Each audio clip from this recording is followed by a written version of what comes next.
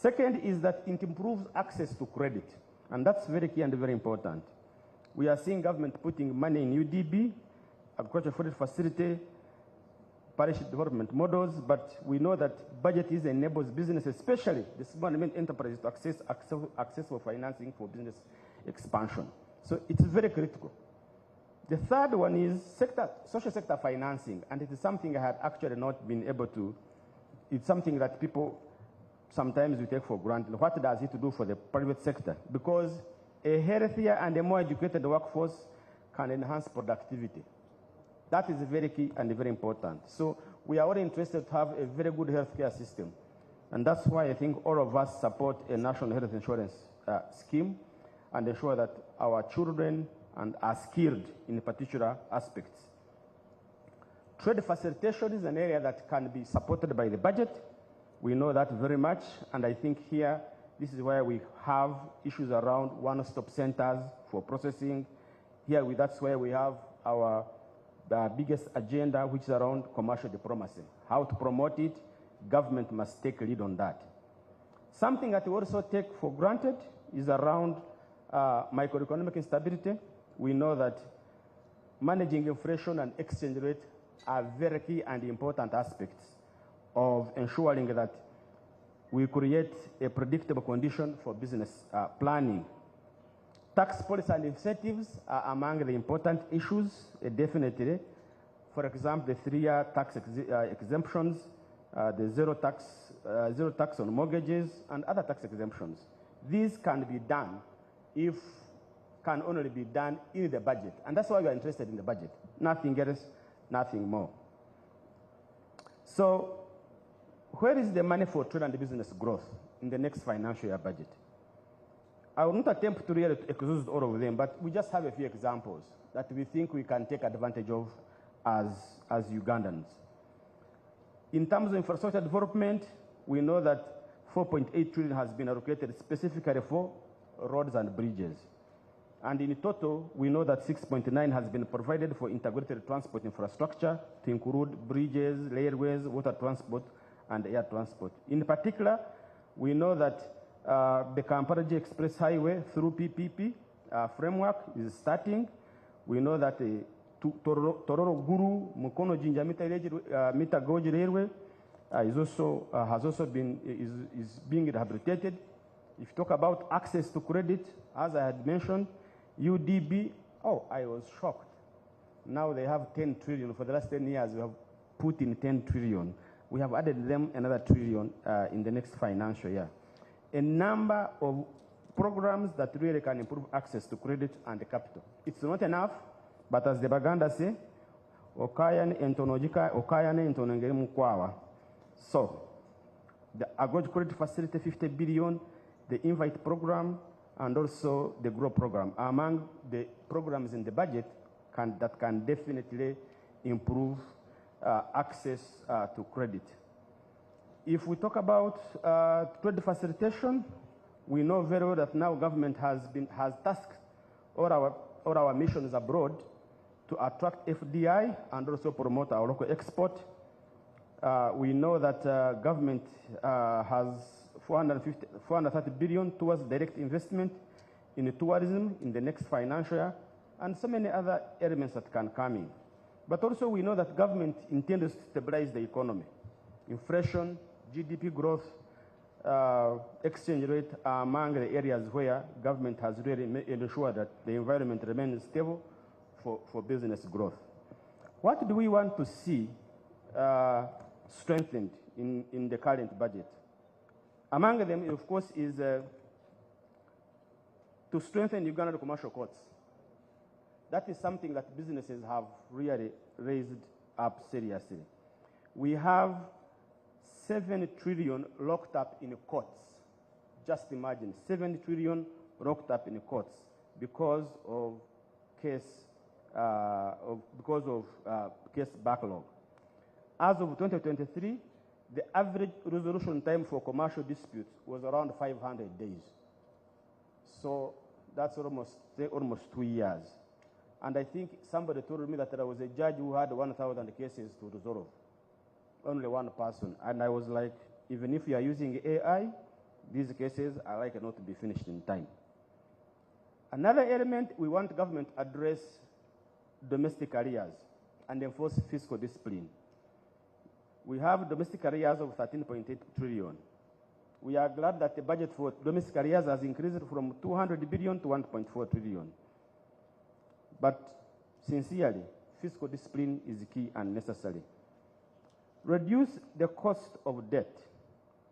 The average interest rates now at 19.1%, and we believe that this is extremely so high. And for me personally, I blame government because it is responsible for this 19.1%. If we say we are going to borrow 11 trillion the next financial year domestically, definitely there is no way the bank is going to lend us at a lower interest rate than what government is likely to be offering. So we are requesting that the government can look for even cheaper and better loans outside the country. Another element that we strongly support, of course, as I said, is our commercial diplomacy and export promotion. And I'm glad that our friend and colleague is around at least to let us know what it is, because it seems to be a game changer in this country, but it seems to be something that we've just started now. We really look forward to see how this program can be supported and improved.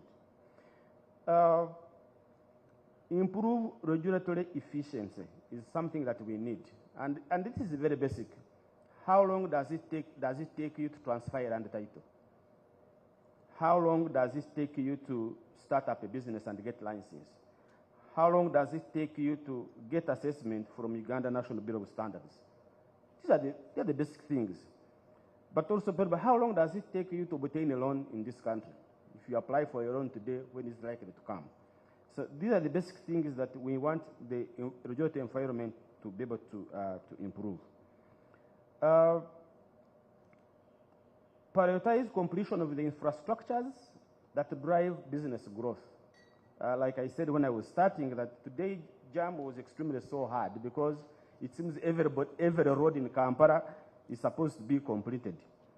But we want to see more infrastructures be finished. The industrial parks must be finished.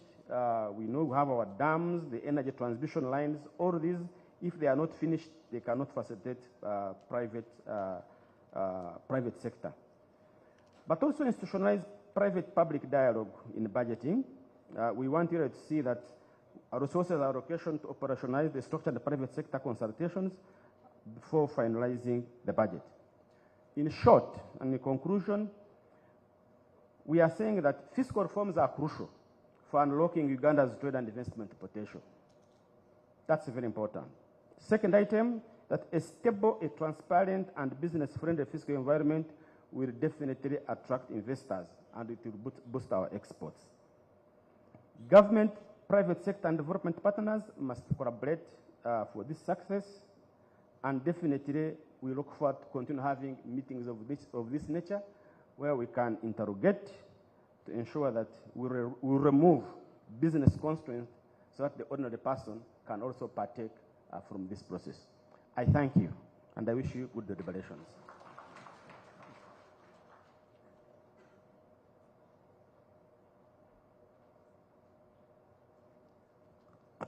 Give Mr. Mukunda another round of applause. I noted many things, but the issue of the cost of money, people trying to take loans at an interest that is so high. Ladies and gentlemen, sometimes things may not add up unless you give them better terms. I also noted the issue of fiscal discipline. Sometimes there's a lot of hemorrhage of public resources because of the indiscipline on how we are handling public money. And if people have traded with you, if people have done business with the government, pay them so that they can also continue to be in the business. May I also recognize the organizations that have supported this dialogue, like Oxfam, thank you very much. KCB, I want to thank you. We also have, by the way, Uganda Revenue Authority is in the house. I think as business people, you'd love also to engage. At this juncture, I've had Julius talk about commercial diplomacy, but we are lucky that we have somebody to take us through how can commercial diplomacy be leveraged to unlock investment opportunities in Uganda? Please let us invite, with a round of applause, Dr. Vincent Waiswa Bagire, Permanent Secretary, Minister of Foreign Affairs.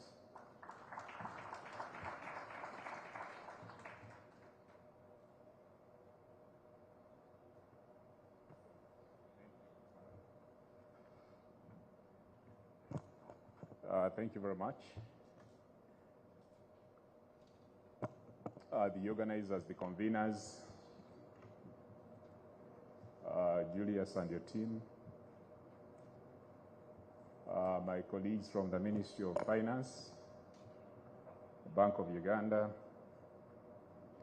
and all the panelists. Good morning to you all, ladies and gentlemen. And allow me to start by being the diplomat that I am, to say that I'm not yet a doctor. I am not yet a doctor. I'm not the traditional one, nor a PhD holder. Having said that, there is a Vincent Bagire. I am Vincent Bagire, but there is a Vincent Bagire at MUBS, who is a doctor, PhD holder. And in most cases, I'm assigned his title. But I religiously abandon it because it is not yet mine. But because of that, I've been encouraged to study and perhaps do a PhD so that I get that equalizer and get it out of the way. So I thought I should start by giving that disclaimer. Having said that, I'm very delighted to be here. And I want to thank Julius and your team for allowing us this opportunity. For we at the Ministry of Foreign Affairs to have a dialogue or discussion on what we are doing in as far as the contribution to our economy is concerned.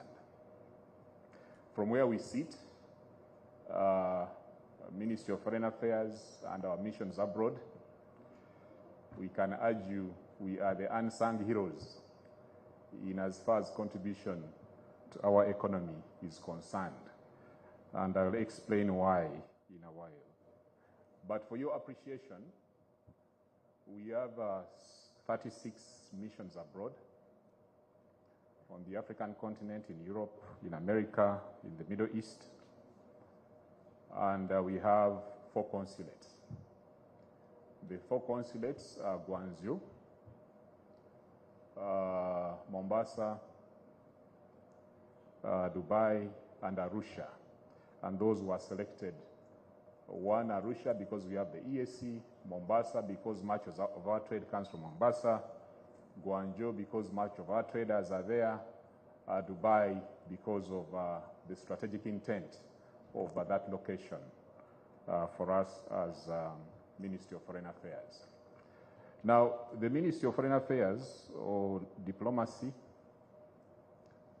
is not about cocktails, as many people think, wine, as many people think, but it is actually a very serious discipline, as you'll hear from what I'm going to say. So because of that, government has undertaken a deliberate and phased approach to enhance development returns from Uganda's economic and commercial diplomacy. So all the missions that we have, the 36 that we have, are also accredited to other countries. For instance, you'll find that our embassy in Washington, D.C. is also accredited to South America, Brazil, Costa Rica, among others.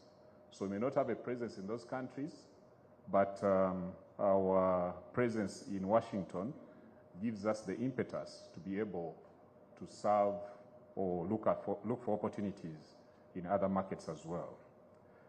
So as you'll appreciate, economic and commercial diplomacy is the use of diplomacies to strengthen development of trade, business, and investment between countries. In our strategy that we have concluded with colleagues at the Ministry of Finance, The strategy is motivated by the need to enhance effective and efficient approaches to the promotion of agro-industrialization, our tourism potential, mineral development, science, technology, and innovation in order to achieve the tenfold growth by 2040, as guided by His Excellency, the President. We came up with a strategy because in 2011, we made an attempt at doing economic and commercial diplomacy, but we realized that there were some challenges that needed to be fixed. Some of those challenges were inadequate capacity amongst our staff in the missions, poor coordination, supply bottlenecks, and failure to meet market entry conditions. Markets such as the US, the EU, are quite sensitive, and we thought we needed to prepare ourselves better. And then, of course, the lack of the whole of government approach, characterized by territorial integrity, where one department thinks this is their space and that it's their space alone, yet there is interconnectedness between what the whole of government does. Now, the objectives of our ECD, or Economic and Commercial Diplomacy Strategy, is to achieve Uganda's, is to identify and pursue new markets for Ugandan products and services in key international markets, with a focus on increasing Uganda's export by 5% within the next year. So that is the target we have given ourselves. And then certainly to attract and increase foreign direct investment, foreign and domestic investment in Uganda's priority sectors by 5%, to leverage on our missions abroad to attract and facilitate science, technology, and innovation, and therefore knowledge transfer. And then certainly to leverage on our presence in the various countries to increase the tourist arrivals from countries of accreditation by around 20%, and then to leverage on Uganda's diplomatic missions to attract $500 million in climate financing, and then to foster strategic institutional coordination and partnerships to enhance our global competitiveness. In terms of actual strategies for market access, we continue to negotiate trade agreements with key markets to increase market access and reduce trade barriers. To give an example in this particular aspect, there was a time Uganda had a surplus of sugar, and we knew that our neighboring countries had shortage of sugar. But some of them did not even believe that the sugar is manufactured in Uganda. So they assumed that Uganda goes to countries such as Brazil, imports sugar, and then sells it to the region, claiming that we have a surplus. So what the Ministry of Foreign Affairs did is that we got the various departments of trade in the region and brought them and took them to the sugar factories in Uganda that actually produce the sugar, for them to believe that indeed Uganda has the surplus that we're talking about. So we took them to Kakira, to Kinyara, to all the sugar factories that you know. And then at the end of it all, when we had a meeting with them, that's when they confessed and said, we actually thought you people import sugar from the likes of Brazil and then dump it in the region, taking advantage of the EAC customs regime. So that's what we do in terms of negotiating and making sure that we have access. The other aspect we do is that we conduct market research and gather what we call intelligence on markets, on target markets, to inform trade and investment decisions. Then trade facilitation. In terms of trade facilitation, what we are doing is simplifying customs procedures and reducing bureaucratic hurdles that some of the investors may be facing. Now, the other strategies we have relate to economic and commercial intelligence, where we gather and analyze economic data.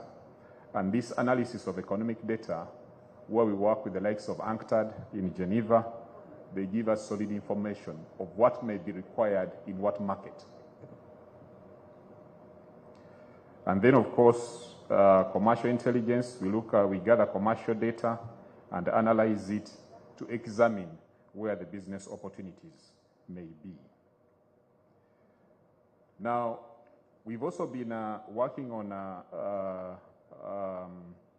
development and implementation of public-private partnerships to support our ECD objectives. We have many examples of these. We facilitate private operators from other countries that come to undertake projects with the government. And then, of course, we've been working on the digital economy development to develop and implement strategies to support the growth of Uganda's digital economy, and also promoting e-commerce, digital trade facilitation, among others. And then certainly, there's something that we need to do as a country, that is, we need to have a country branding. To develop and implement a country branding strategy to promote Uganda's image and reputation abroad. Branding also requires that the way we package our goods is also improved. I don't know how many of you have traveled to Dubai, but when you travel to Dubai and you go to receive your bags, they are our friends, our traders that trade there, that at times take produce. But the produce is in a sack, and in some cases, and I've seen this personally, in that sack there is cassava. Yes, cassava will have space in Lulu supermarket in Dubai, but the cassava has soil, isn't it? You've exported both cassava and the soil, and the packaging is not good, so it's not attractive. Now that affects the branding of Uganda. So we need to work on such imperatives to make sure that we present a good image and that what we take to the market is also presentable. Now, in terms of budgeting, the Ministry of Finance and government in general has associated with the need to implement economic and commercial diplomacy because there are dividends that are evident, that we have seen. And as such, in the coming financial year, around 55 billion has been allocated for that purpose, for the purpose of promoting economic and commercial diplomacy. Now, what does this involve? This involves a number of aspects.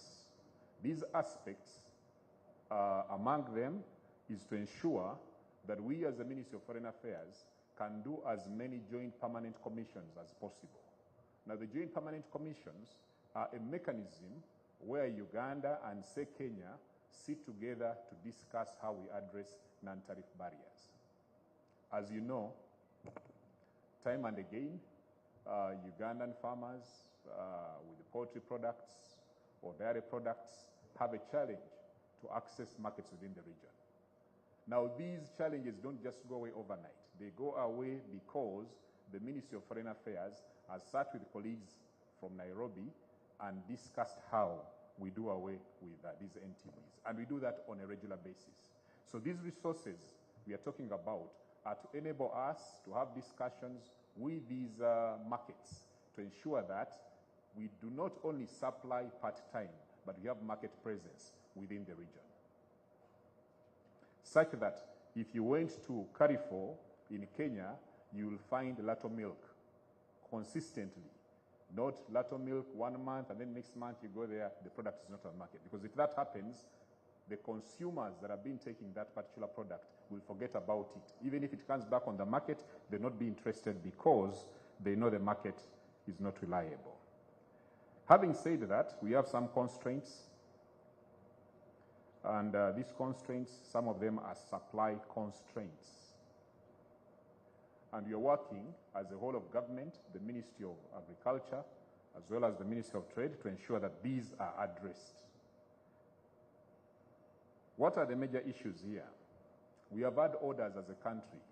We have been told, supply us yellow beans, as an example. in the UAE.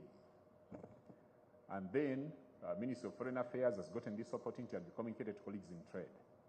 Colleagues in trade reach out to the colleagues in agriculture.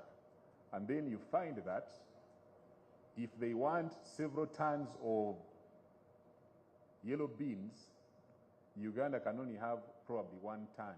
And after that 1 ton, we all retire and there is nothing else to deliver. We have had instances where traders have gone and gotten markets, let's say for ginger, tangauzi, they supply 1 container and they switch off their phones. So, even as we look for these markets, even as we have work to do internally to make sure that these markets are sustained. We don't just do things on a part-time basis. Then, of course, certainly the quality and standards. And I'm glad that the Ministry of Finance has allocated resources to UNBS to ensure that they buy the necessary equipment to be able to provide the quality assurance service that we need of them. In Europe, there is sanitary and phytosanitary issues on a regular basis. I receive letters from the EU on a monthly basis telling us there was a consignment that actually was not fit for purpose. And these are things that we can avoid. These are things that we can handle. So we need to work as a whole of government to ensure that these issues are addressed such that our products find their way in the markets where they need to be. Then, of course, I'm glad that more money is going into UDB, but you also need to think about insurance, the aspects of insurance. Those are other major issues that we need to be able to work on these markets as much as possible. As I said earlier, we continue to retool our staff at the ministry. As you'll appreciate, diplomacy used to be practiced in a different manner, but now we focus on economic and commercial interests of the country. So in terms of implementation arrangements, as I said earlier, we are working as the whole of government. We're working as the whole of government because when we attract investors, they need incentives. The custodian of those incentives is the Uganda Investment Authority. When you attract investors, they need licenses. And the custodians of licenses and so on are either KCCA and all these other organizations. And then certainly we have a mechanism to monitor what we are doing, which is very well documented and well articulated. So what we have done is define the duties and responsibilities of all stakeholders. For instance, Foreign Affairs, what is your role? Foreign Affairs does not have any product. We don't have any particular product. These products come from different sectors. If you're talking about science, technology, and innovation, it's the likes of Kira EV, isn't it?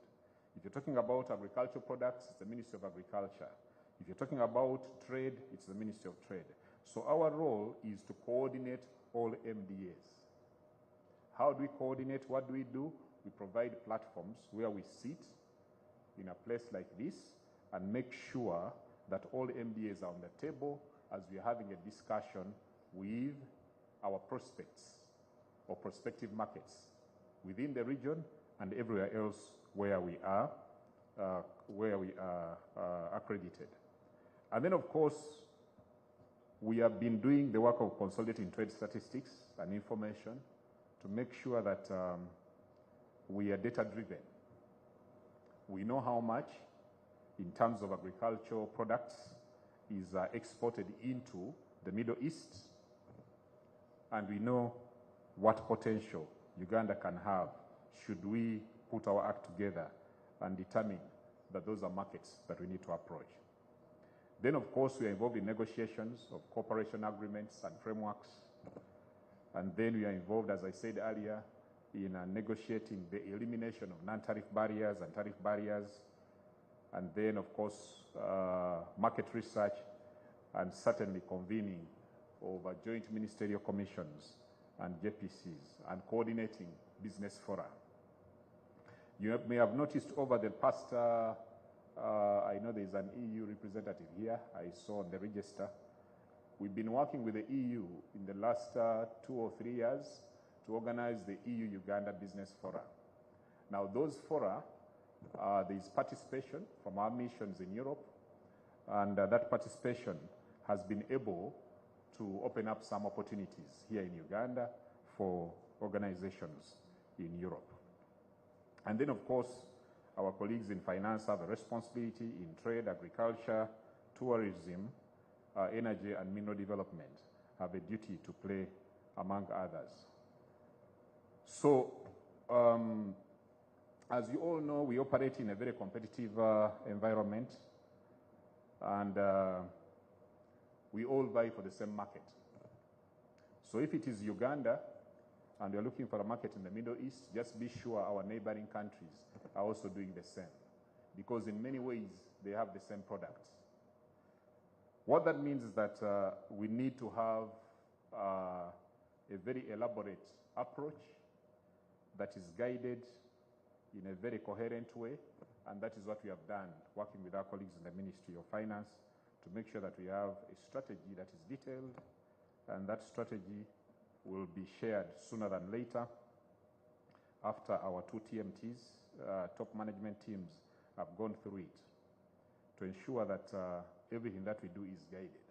But I want to add fundamentally that in doing this, we are doing it for the economy. As I said earlier, our ministry has no product, but the products reside with the citizens, they reside with the ministries and so on and so forth. But there are some fundamentals we need to take care of, such as certification. Certification. Uganda is a big beef producing country, but we don't have what we call halal certification.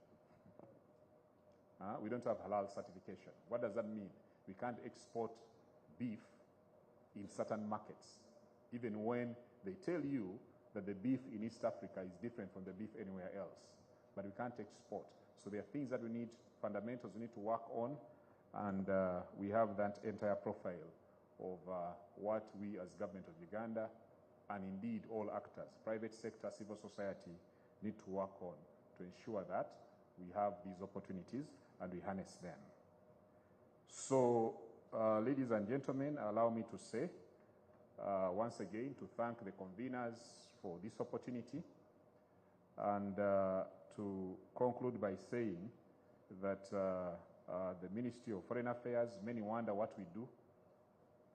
Yes, we are concerned with what is happening in the Middle East, as you know, the Iran-Israel situation, but we're also concerned about markets, and we play an active role in the mobilization of market access for Uganda's products, and also many other aspects that contribute to the development of our economy.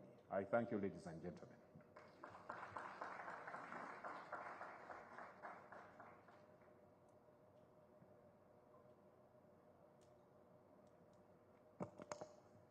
Give Mr. Vincent Vakiri another round of applause. They are fighting for us to find the market across the globe. And when you are making the presentation, I noted some few things, but I also saw a good problem. And the good problem is the supply constraint, that you have a market, but you are unable to supply it. Like when they say we need 1 ton of onions, you send 1 and the next day you can't. So I think that's a good problem. How do we go around the supply constraint? Because that clearly says we have a market. We have people ready to buy, and they want the Ugandan product, but we can't send them enough. But also, when you talked about the issue of branding, especially when you're in Dubai, can I call it the Dubai debacle, and you saw that sack and it's looking funny. It's not funny, ladies and gentlemen, because the world runs on perception. If they are going to look at the Ugandan things looking bad, that's going to be our image. So we need to work on the perception. There was a friend of mine who was contacted or contracted to go and demand money from a client who was not paying a supplier in Uganda. A client was in Eastern Europe, and the Ugandan supplier had supplied beans. This is an American-Israeli entrepreneur. He lives in Uganda. So they said, you go and demand these fellows to pay. So they took him to the warehouse where the Ugandan beans had been stored. So they asked him to put in his hand and remove the beans. And believe you me, they had the bean weevils, they had the stones and all these things. He felt embarrassed. And then they took him to the Chinese corner. And everything was neat, same color, same size, same everything. And yet these people are more interested in the Ugandan product because it's organic and good. You see how we can lose the money. And just the other day, I think on the border of South Sudan, Mr. Bagire, when the Sudanese could not accept our maize. And the maize, there was a boom, harvest in Uganda. But the Sudanese said, no, this maize we are not taking. You can imagine when our neighbors even begin to say, we are not taking your maize, then where are we going to sell?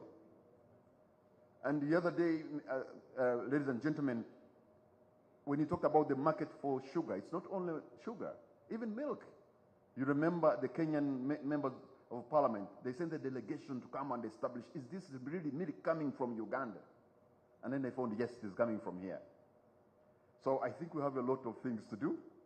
And also, let's work on the perception and then maybe also improve on the supply. Let me recognize the people we have here from the academia amongst us here. We have Dr. Peter Babyenda. Thank you for joining us, Dr. Babyenda. We have Dr. Sam Jordan. Thank you. These are from Makerere University. We have Dr. Jacob Otim. Thank you for joining us. And also MDAs, we have the Ministry of Trade with us. We have the Ministry of Energy. Financial institutions, we have KCB, we have DFCU, we have also Centenary Bank. And may I, at this juncture, invite the representative of the Deputy Governor, Mr. Philip Andrew Wabulia, Executive Director, Risk and Strategic Management at the Bank of Uganda. Let us welcome Mr. Wabulia with a round of applause. Yes. When I look at here, it's supposed to be your time to speak, sir, and the floor is yours. Thank you, sir.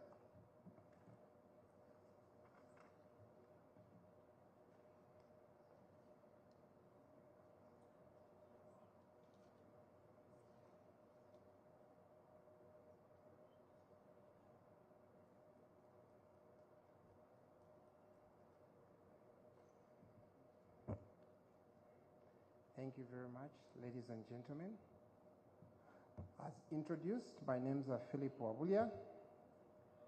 I'm the Executive Director, Risk and Strategy at the Bank of Uganda.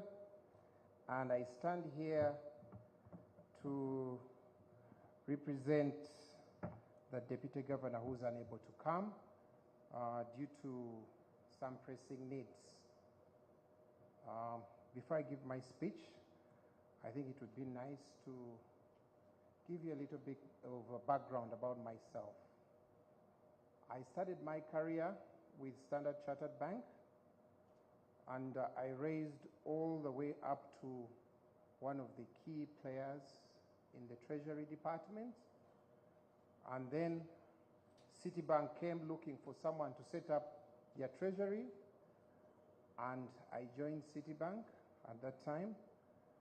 And I rose in Citibank all the way up to a vice president in global markets, someone who used to disturb a lot of those currencies.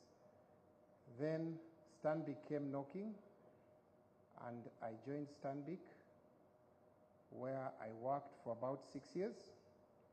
And I again rose up to the first Ugandan director in global markets.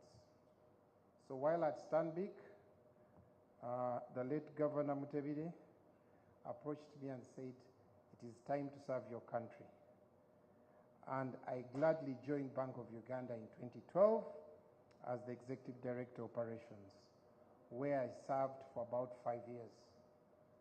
Then in 2018, the Governor asked me to become part of the team that was negotiating most of the oil contracts.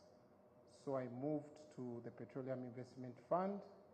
After we had wrapped up that, actually that was 2015, after we had wrapped it up, I was then asked to move to risk and strategy. That's where I am now, to try and again improve the bank. So today, I'm here to represent the Deputy Governor, and I would like, with your permission, to read exactly what he intended to read when he was here. So, the Permanent Secretary, Secretary to the Treasury, Members of Parliament present, the Executive Director, CS-BAG, my fellow, I would say, executives, staff of government MDAs, civil society organizations, distinguished ladies and gentlemen, all protocol observed. I would say good morning. It is a it's an honor and privilege to be invited as a guest at this high-level financial year 2025-2026 post-budget dialogue. On behalf of the Bank of Uganda, I extend my sincere gratitude to the Civil Society Budget Advocacy Group for its active participation in Uganda's budgeting process, particularly in providing insights from the common man's perspective, which I believe promotes transparency and accountability. Obugalu.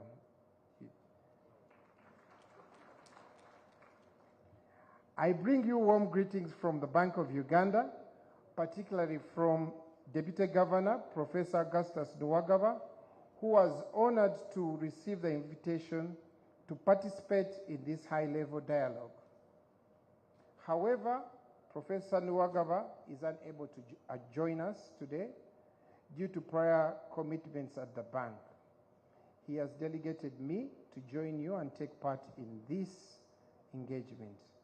I would like to thank the Executive Director of CS-BAG, Mr. Mukunda Julius, and his team for organizing the business to budget dialogue following the budget speech delivered on Thursday, 13th June 2025.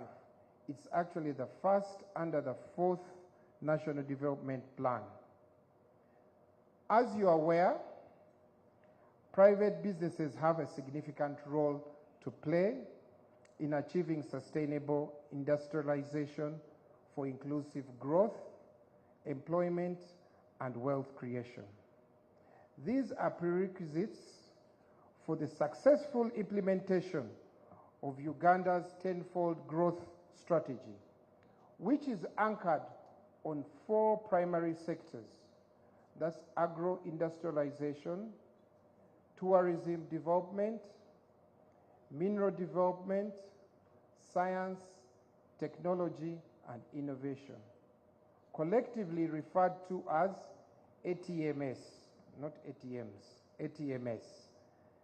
The dialogue offers a valuable opportunity to explore potential areas for intervention. Of course, the public sector will continue to play important roles, particularly in safeguarding lives and property, investing in strategic infrastructure, and ensuring macroeconomic stability. I have been asked to undertake 2 roles today in this high-level dialogue. The first one is to speak on the topic, the role of monetary policy in fostering private sector growth in Uganda. The second is to officially engage in this dialogue. So I'm pleased to undertake these 2 roles and activities, and I will provide a context in which we as Bank of Uganda, in particular in terms of monetary policy, have followed through in fostering private sector growth. Monetary policy context, I would like to just take some time and step back and give you a bit of a background. Allow me to start by briefly outlining the Bank of Uganda's monetary policy framework and how it affects economic activity. You know, I'm always very surprised. I used to disturb Bank of Uganda when I was in the commercial banks, but now being in Bank of Uganda, it's very funny. Huh? Now I have to control the banks. Monetary policy refers to the actions undertaken by the central bank to influence the level of money supply and credit conditions in the economy.